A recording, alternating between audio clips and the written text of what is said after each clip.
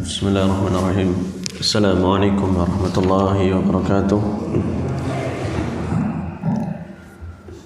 Innal hamdalillah nahmaduhu wa nasta'inuhu wa nastaghfiruh wa na'udzu billahi min shururi anfusina wa sayyiati a'malina. Man yahdihillahu fala mudilla lahu wa man yudlil fala hadiya lahu.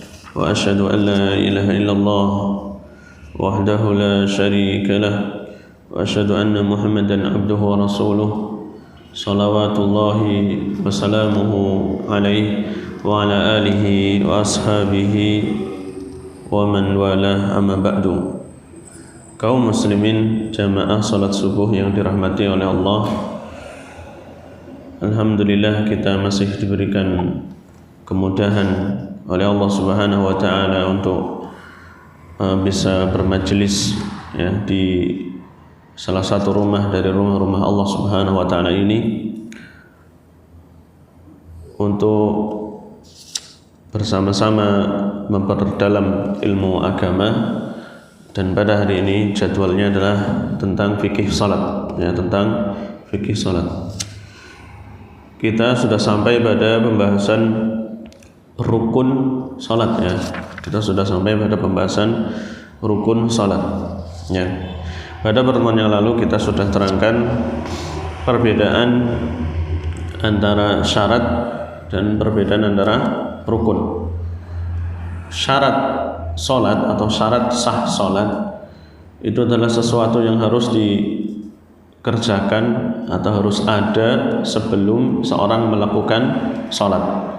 Sedangkan rukun ini sesuatu yang harus dikerjakan saat menjalankan ibadah tersebut, yang mana ya, hal itu merupakan bagian dari ibadah itu sendiri atau hakikat dari ibadah itu sendiri ya, rukunnya. Salat nggak akan dikatakan salat kalau tidak ada ruku, misalnya tidak ada sujud. Orang ketinggalan sujud itu bukan sholat namanya berarti. Nah, ini namanya rukun. Sesuatu yang harus ada, harus dikerjakan saat melakukan ibadah itu sendiri. Ya. Rukun kaum muslimin tidak bisa ditinggalkan, baik sengaja ataupun tidak sengaja. Ya. Kalau ditinggalkan nanti ada beberapa hal. Kalau ditinggalkan secara sengaja tentunya batal.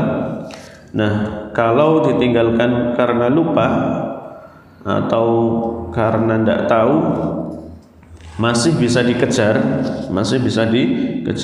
dalam keadaan misal lupa tapi belum selesai sholat, maka dianggap, ini pendapat yang kuat, dianggap rokaat yang tadi ketinggalan rukunnya apa dianggap tidak ada.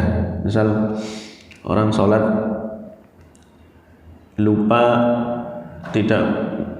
sujudnya cuma satu, misalnya lupa sujudnya cuma satu di rakaat pertama ya, di rakaat pertama dia sujud satu kali langsung berdiri lagi misalnya. Nah, berarti sujudnya kurang satu, berarti kurang rukunnya. Maka gimana? Nah, ingat di rakaat kedua ya, masih sempat ingat di rakaat kedua atau di rakaat ketiga atau di rakaat keempat masih sempat ingat. Oh ya, tadi rakaat satu kayaknya saya kurang sujudnya. Nah, maka rakaat yang pertama tadi dianggap tidak ada. Ya, nanti hutang satu rakaat ya, seperti itu. Wallahu a'lam. Ini kalau masa bisa dikejar. Tapi kalau nggak bisa dikejar, ingat-ingat sudah selesai sholatnya atau ada orang ngingetin tadi jenengan kayaknya sujudnya cuma satu kali Pak gitu ya. Ada yang mengingatkan kita, gimana Pak? Berarti diulang sholatnya dari awal ya, diulang lagi sholat lagi. Ini rukun, tidak bisa digantikan dengan sujud sahwi ya, tidak bisa digantikan dengan sujud sahwi. Wallahu taala a'lam.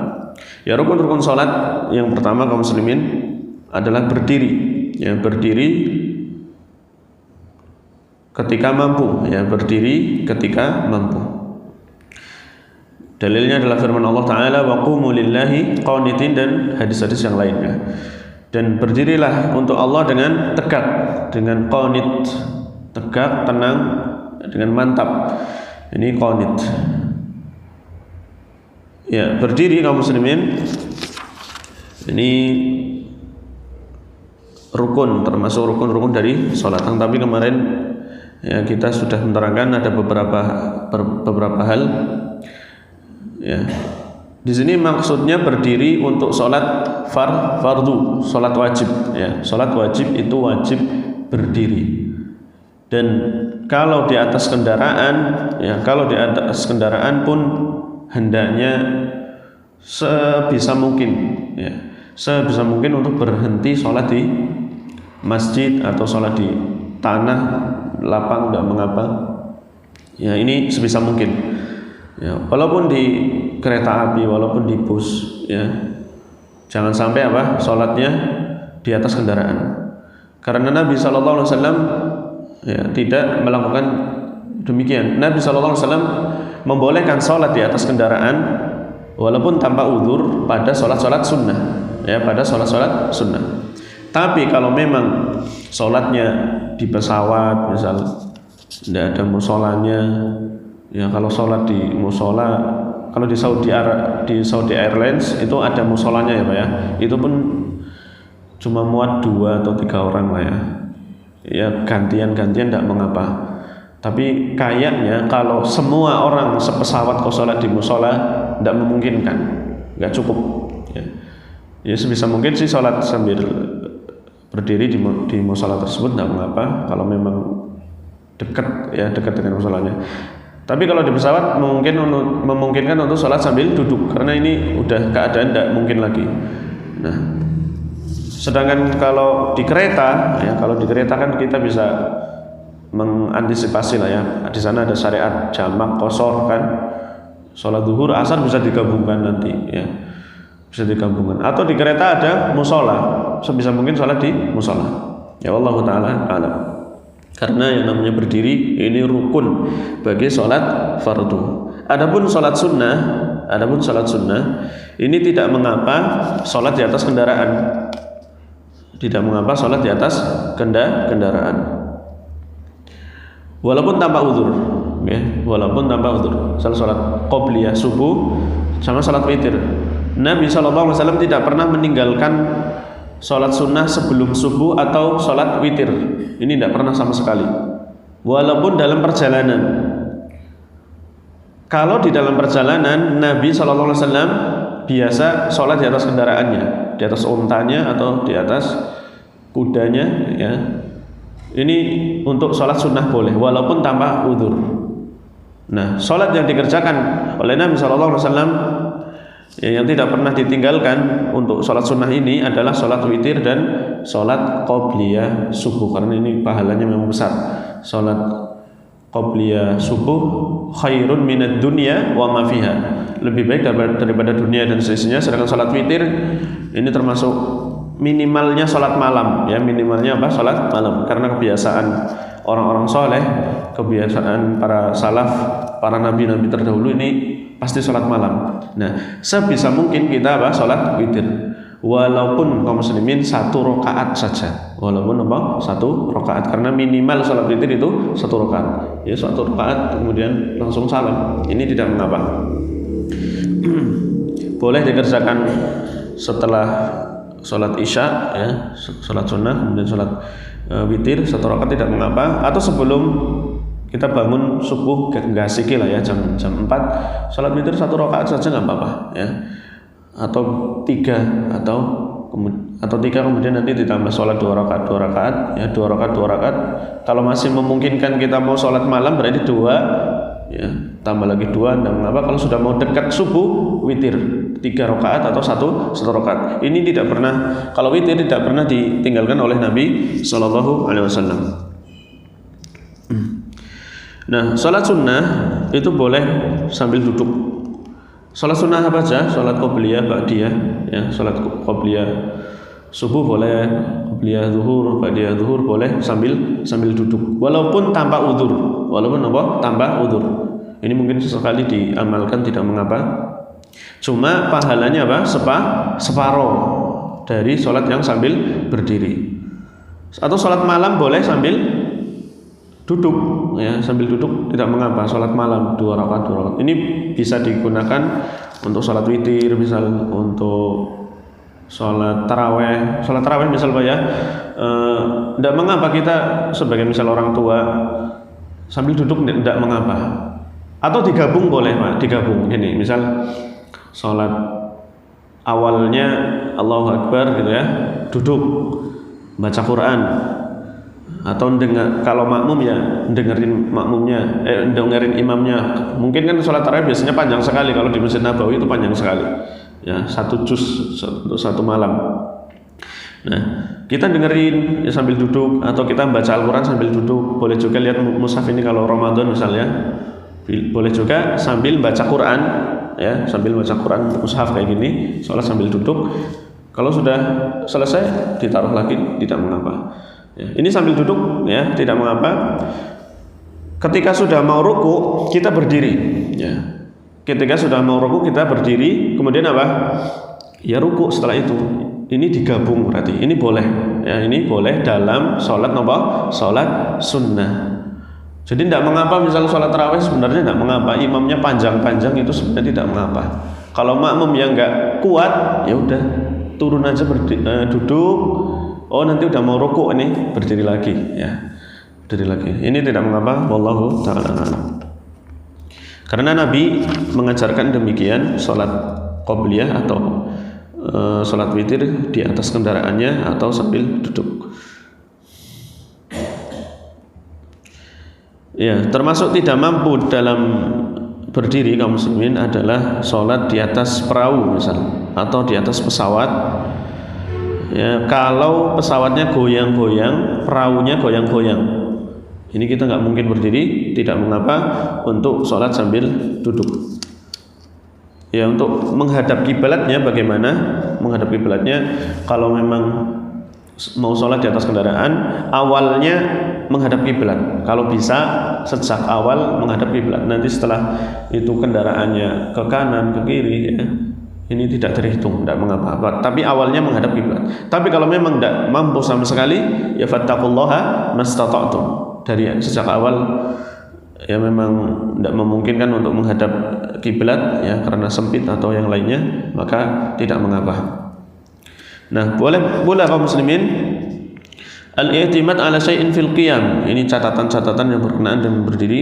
Boleh berdiri dengan tongkat ya, boleh sholat berdiri dengan tongkat.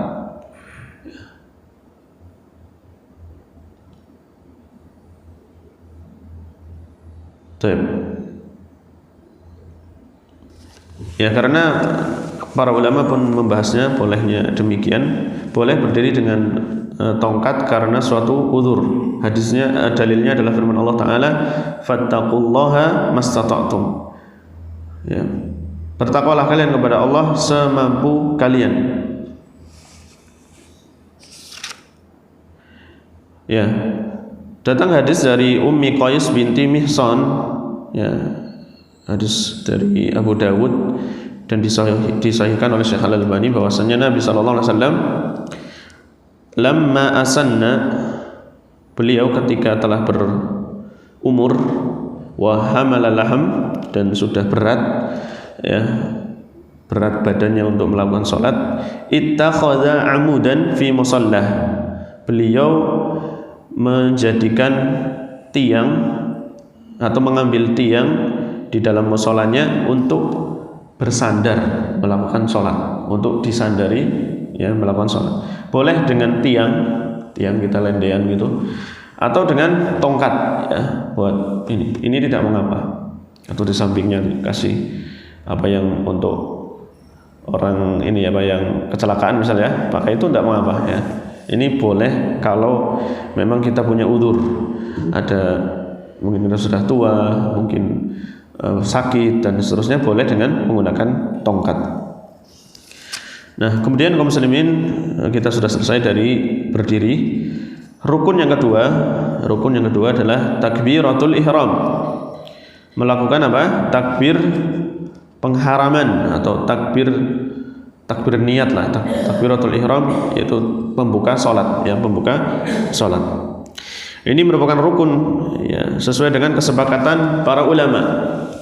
Di antara dalil-dalil mereka adalah miftahus shalah at-tahur, tahrimuha at-takbir, wa tahliluha at-taslim. Hadis sahih dikeluarkan oleh Imam Abu Dawud, At-Tirmidzi, dan disahihkan oleh Syekh Al-Albani di dalam Al-Irwa. Miftahus shalah at-tahur, pembuka dari salat adalah bersuci, wudu. Tahrimuha takbir, pengharaman berarti sudah masuk salat, orang tidak boleh lagi beraktivitas ya seperti biasanya, nggak boleh makan, nggak boleh berbicara, berarti sudah masuk salat. Wa tahliluha, dan penghalalannya, ya penghalalannya berarti sudah keluar dari ibadah salat, boleh seorang bicara dan beraktivitas. Ya, penghalalannya adalah dengan salam. Ya, ini dalil ya bahwa takbiratul ihram adalah rukun dari salat, sekaligus nanti salam juga merupakan rukun dari salat. Ya, wallahu a'lam. Kemudian yang kedua, firman Allah taala, idza qumta, sabda Nabi sallallahu alaihi wasallam, ya, sabda Nabi sallallahu alaihi wasallam kepada orang yang pernah diajari salat oleh Nabi, yaitu hadis musi salatuhu, al-musi salatuhu. Beliau bersabda mengajari orang tersebut, idza qumta ila shalah fakabbir, apabila engkau hendak melakukan salat maka bertakbirlah. Berarti menunjukkan takbiratul ihram ini wajib, rukun ya, rukun. Dan demikian pula di dalam hadis yang sama dikatakan, innahu la tatimmu salatu li ahadin minan nas hatta yatawadda, sesungguhnya tidak akan sempurna salatnya salah seorang dari manusia sampai dia berwudu.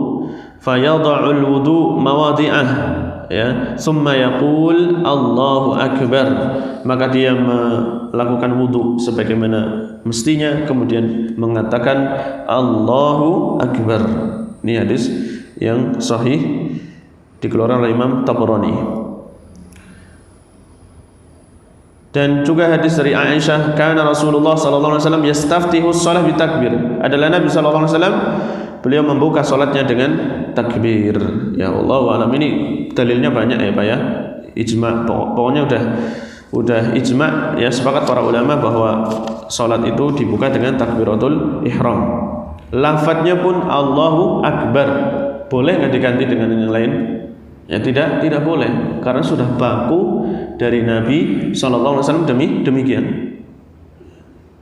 Ya, ada pendapat-pendapat yang lain kita tidak usah baca ini karena pendapat yang lemah. Boleh di sana mengucapkan Allahu akbar tapi tambahannya ada, tapi ini pendapatnya Imam Abu Hanifah dan ini hanya qiyas saja ya, dhaif ya. Pendapat yang marjuh yang menyelisihi para ulama. Baik, kaum muslimin, tidak sah pula mengucapkan Allahu akbar untuk takbiratul ihram tapi dengan bukan bahasa Arab ya, harus dengan apa? Berbahasa Arab. Karena Rasul sallallahu alaihi wasallam demikian mencontohkan, dan beliau bersabda, sallu kama raaitumuni usalli, salatlah sebagaimana engkau melihat aku salat. Maka wajib bagi seorang untuk mendatangkan takbiratul ihram dengan bahasa Arab dengan lafaz yang kayak gitu ya, tidak boleh ditambah Allahu akbar apa gitu, Allahu akbar al-a'zam misal dan seterusnya, tidak boleh ditambah karena ini merupakan baku. Siapa yang menambah berarti telah melakukan apa? Kebid'ahan. Nah, kaum muslimin, rukun yang ketiga ya, tadi satu berdiri, dua membaca Al-Fatihah, yang kedua tadi ulangi Pak, tadi apa? Rukun itu satu berdiri, yang kedua takbiratul ihram, yang ketiga membaca Al-Fatihah. Qiraatul Fatihah fi kulli rakaah, membaca Al-Fatihah pada setiap rakaat. Ini pun termasuk rukun. Ya, qiraatul Fatihah ruknun fi kulli rakaah min kulli salatin fardhan wa naflan. Membaca Al-Fatihah merupakan rukun pada salat, dibaca setiap rakaat, baik itu salat fardu, salat wajib, ataupun salat nafilah. Ya, salat nafilah. Salat yang jahriyah Sholat yang mengeraskan suara atau sholat yang sirriyah, sholat yang tidak mengeraskan suara. Misal sholat duhur, sholat asar. Ini harus membaca Al-Fatihah. Inilah pendapat para ulama, ya, jumhur diantaranya Imam As-Sawri, Imam Malik, Imam Syafi'i, Imam Ahmad, ya. Dan dinukilkan pula dari sahabat Umar bin Khattab, Utsman ibn Abil As dan yang lainnya. Dalilnya adalah hadis Nabi sallallahu alaihi wasallam dari Ubadah bin Samit bahwasanya Nabi sallallahu alaihi wasallam bersabda, la salata liman lam yaqra bi Fatihatil Kitab, tidak ada salat atau tidak salat orang yang tidak membaca Fatihatul Kitab. Ya, tidak membaca surat Al-Fatihah. Ini hadis sahih Bukhari Muslim, dikeluarkan oleh Bukhari dan Muslim. Demikian pula dalilnya dari hadis dari Abi Hurairah radhiyallahu anhu anna Nabi sallallahu alaihi wasallam qala man shalla salatan lam yaqra fiha bi Fatihatil Kitab fa huwa khidaj hiya khidajun, ya, fa hiya hidajun 3 kali, ghairu tamamin. Siapa yang salat, ya, tidak membaca surat Al-Fatihah di dalamnya, maka sholatnya itu pincang, tidak sempurna. Nah, tidak sempurna maksudnya di sini tidak sah, ya. Tidak sempurna di sini maksudnya tidak sah. Ya, wallahu taala a'lam. Nah, adapun kaum muslimin, bagi orang yang sholat jamaah, ya, orang yang sholat jamaah menjadi makmum, apakah masih wajib membaca surat Al-Fatihah? Ya, di sana ada silang pendapat di kalangan para ulama. Kalau sholat munfarid sendirian wajib, ya Pak, ya? Tidak ada perselisihan pendapat. Sebagai imam juga harus membaca surat Al-Fatihah. Nah, sekarang orang yang jadi makmum di belakangnya, apakah cukup mendengarkan surat Al-Fatihahnya imam kemudian kita mengucapkan amin? Ini sudah dikatakan sudah cukup, ya. Karena memang di sana ada hadis Nabi sallallahu alaihi wasallam, qiraatul imam qiraatul makmum. Bacaannya imam itu bacaannya apa? Makmum. Ya, wallahu alam, ini ada silang pendapat seperti ini. Syekh Al-Albani rahimahullah berpendapat bahwa qiraatul imam ya qiraatul makmum, bacanya imam ya jadi bacanya makmum. Kalau memang masih bisa mendengarkan, ya, masih bisa mendengarkan bacaannya imam, kemudian kita sudah mengucapkan amin, ya, ini sudah mencukupi, ya, sudah mencukupi. Ini pendapat yang kami pegangi, ya, pendapat yang kami pegangi sudah mencukupi. Akan tapi kaum muslimin, seandainya di sana ada kesempatan untuk membaca Al-Fatihah, misal imam diam di antara surah Al-Fatihah sama mau membaca suratan, maka kita baca secara lirih, secara apa? Lirih. Tapi kalau memang tidak sempat sama sekali, ya, ya, kita tidak usah membaca. Wallahu alam, ini pendapat yang saya pegangi tidak mengapa, karena ketika kita mendengarkan imam, ya, kemudian kita mengucapkan amin, berarti kita sudah membaca Al-Fatihah. Kalau memang ada pendapat yang lain, memang di sana ada pendapat lain, tetap wajib, ya, tetap wajib membaca surat Al-Fatihah walaupun sudah mendengar, ya. Ini pendapat lain, ya Pak, ya. Membacanya di mana? Ya, membacanya ketika diamnya imam, yaitu antara Al-Fatihah sama suratan, kita membaca cepat. Atau boleh juga nabrak pas suratan. Pas apa? Pas imam membaca suratan, kita membaca Al-Fatihah kan sebentar saja. Nah, ini bagi mereka yang berpendapat tetap wajib membaca. Tapi pendapat yang saya pegang sendiri adalah mencukupi kalau memang makmum mendengar qiraahnya siapa? Imam, dan sempat mengaminkan. Tapi kalau di belakang jauh sekali, ya, jamaahnya banyak, misal tidak ada pengeras suaranya, ya, maka kita membaca surat Al-Fatihah. Ini wallahu a'lam. Kalau masbuk, ya. Kalau masbuk gugur, nah itu diantaranya. Kalau masbuk gugur kewajiban membaca surat Al-Fatihah. Kalau memang masih sempat, baca Pak. Kalau cuma menangi rukuknya saja, ini tidak mengapa, ya, tidak mengapa tidak membaca surat Al-Fatihah. Demikian, ya, jelas Pak? Tapi nggak mengalami faktor Kalau sudah dapat ruku boleh. Kalau sudah dapat ruku berarti dia sudah dapat rokaat. Paham ya? Ya.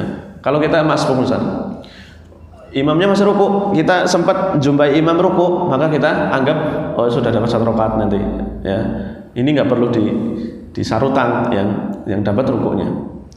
Tapi kalau tidak dapat imam ruku, kita datang mau ruku, imam sudah berdiri, dianggap tidak ada, ya, dianggap rokaatnya belum sampai. Begitu ya, pokoknya ukurannya rukuknya. Walaupun ya tidak membaca atau tidak sempat membaca Al-Fatihah, maka ini para ulama menurut pendapat yang kuat sudah dapat satu rakaat. Nanti mungkin akan ada penjelasannya insyaallah. Ya, wallahu taala a'lam.